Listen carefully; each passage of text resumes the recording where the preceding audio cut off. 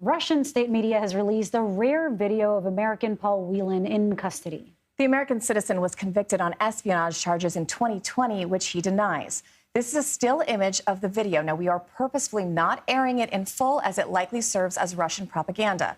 The video shows Whelan folding strips of green material at a sewing machine while an off-screen voice asks him questions. In a statement to CBS News, Paul's brother David says, quote, "I wish I could see Paul under better circumstances, but it was good to see him again and to see the fight that remains in his eyes." Let's bring in Humeyra Pamuk. She's a senior foreign policy reporter at Reuters and a friend of mine who covered the State Department with me for a very long time. It's nice to see you. How should we read into the rare release of this video? This is the most we've seen of this American in quite some time, right? That's correct, Christina, and thanks for having me.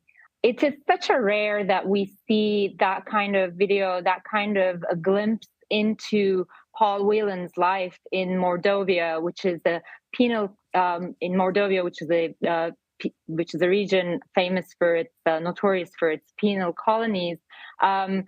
Even his brother David Whelan, in an email, also said, "This is the first time that I have seen him in 3 years." We see him in different parts of the prison, in cafeteria, like you said, by a sewing machine. It's hard for us to try to think what the Kremlin-backed channel was thinking, why they decided to air this at this point in time, because we know from David Whelan's email that they actually tried to film this in May. They asked Paul Whelan if they could interview him. And in the footage, we see him declining to answer their questions as well. So it comes like 3 months after that. Maybe they just prepared it. But it is also at a time when the Biden administration is spending an increasing amount of time, energy, and resources to try to bring American detainees home. So we know that Secretary Blinken spoke with Whelan on the phone earlier this month. Do you see the timing of the release of this video and that call having anything to do with each other? I mean, it's very hard to read into their mind, right? But it's an interesting coincidence.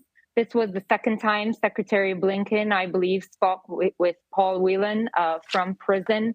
U.S. ambassadors to Russia are trying to regularly visit Paul Whelan, but it's not super frequent for U.S. Secretary of State to speak with him from prison, and that was only a few weeks ago. So perhaps they wanted to give the rest of the world a rare glimpse into what a U.S. citizen's life is in this penal colony. Humeyra, the U.S. has been trying to find a way for Whelan and Wall Street Journal reporter Evan Gershkovich to come home. Has there been any progress on any of this? You know, we know that these cases are always so opaque, and that's done on purpose to try to keep these negotiations salient until there's movement. But what are you hearing? Are you sensing any movement? Has there been any progress, or are they still kind of stuck?